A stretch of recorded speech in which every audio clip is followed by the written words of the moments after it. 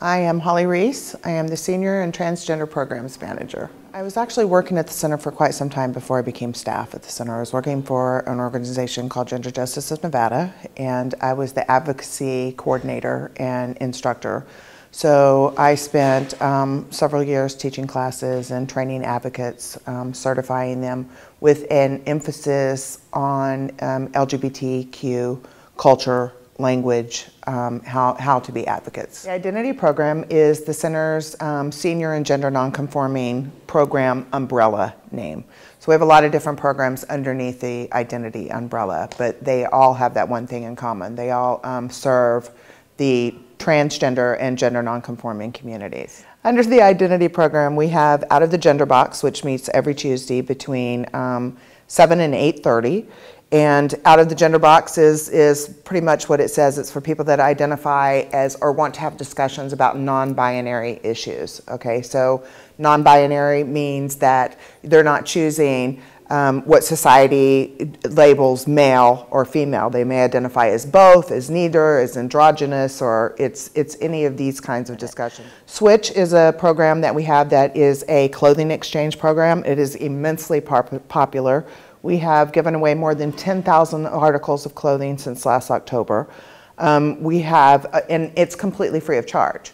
So on Thursdays, at room A and B, or wherever we get stuck for the day, we kind of get chaotic, and we have several volunteers that come in and pull out of storeroom A tons of clothes. We only have a couple of of clothing racks. So most of that stuff is stored in totes and boxes and on shelves. We get donations that are dropped off at the center almost every day of the week. So people at the front desk are going to be getting people coming in and saying, I've got clothes, I want to drop them off. I want to drop stuff off for Switch. What do I do with them? There's an answer for what to do with them, because not everybody does what we would like for them to do. Our storage space is extremely limited. So when people come in and they want to drop off a donation, there's a form that they need to fill out about what it is that they're donating so that we can give them credit for that and thank them for that. Switch is a great program, and it's very popular. And we have Switch every Thursday night and every Friday night. And the times are about to grow larger on that. We have been doing Switch from 5 to 6 on Thursdays, and from 5 to 5:30 on Fridays before translation. And we're going to start and have it from 4:30 to 5:30. So we have an hour on each day to be able to do that, because the demand has just gotten so large. On Wednesday nights, we have a group called Together. That is a closed group, and it is for couples in which one of the two in the couple relationship is coming out as trans. So the couple that runs this group, their names are Holly and Tony. They've been married for 47 years. They just had their 47th wedding anniversary. And they were married for 27 years before Holly came out as a trans woman. And their marriage has survived that. So they have a long history and a very good, clear, in-depth understanding of what it takes to make a marriage work and what it's like.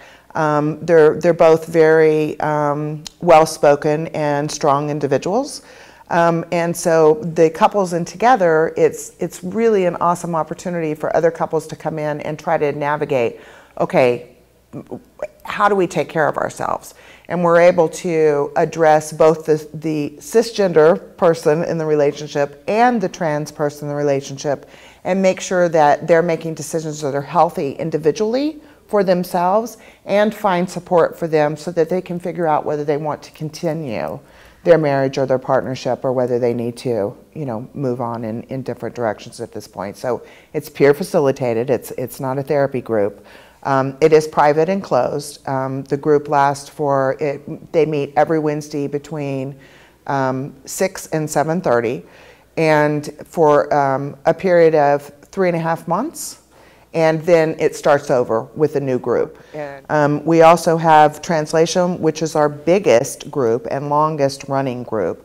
Translation meets here every Thursday between 5:30 and 7. And we have generally 30 to 35 people that meet in that group every single week. So it's a really large group. It's this amazing organic experience that's happened of people from 14 years old all the way up through into their 70s. And we've got every color, every class, every ethnicity, every different kind of mindset that you can imagine in there. We've got females to males, males to female. There are people that are non-binary in there, and the group can be challenging because it's so large, but it really is like a family. Our trans-masculine group meets on the third Saturday of each month between 10:30 and 11:30 a.m. here at the center. And the trans-masculine group is a closed group, so it's a private group. So you have to contact them by email and ask to be able to go in, and it's for people that identify as masculine transgender. And it can be challenging for a lot of people at the front desk because a lot of the trans terminology is new, the language is new.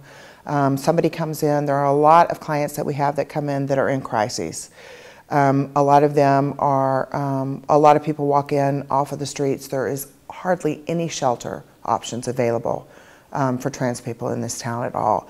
The incidence of suicide, the incidence of homicide, particularly with trans women of color, is really, really high. So we have more people probably coming in crises under the Identity program. Or new trans people into the center than just about anything else. So we have some resources in place for that. There's the Identity Resource Guide, which is located at the front desk, and inside of this there's a catalog, table of contents on the front. And these are recommendations from the trans community for the trans community. So everybody that's in this book, there are counselors, there's substance abuse, there are programs where people can find clothing, get makeovers, electrolysis, just all kinds of resources in here. A lot of people are coming in and want hormones. There are resources for doctors that do surgeries. I mean, lots and lots of stuff that's in here. So this is a really good place to start. When you are, the most important thing if somebody comes in and is crisis is to stay calm and to listen. So somebody may not use the pronoun that you're going to assume that they use. So you have to kind of get into the habit of asking people what their pronoun is. Somebody may want to be called he when you might think that they would be called a she, or vice versa. Or again, we have a lot of non-binary people that may use a gender neutral pronoun, such as they, them, and their. So there's training available to you as a volunteer to be able to talk more about language and all of that. But the most important thing is that you're able to stay calm, you're able to listen to what their needs are. You can ask them if you're not clear about what specifically it is they're needing. And if this information is not helpful to them that's in the resource guide, you can always ask me or some of our staff to be able to give further resources, or if we're on site to be able to take some time and sit down and talk to people.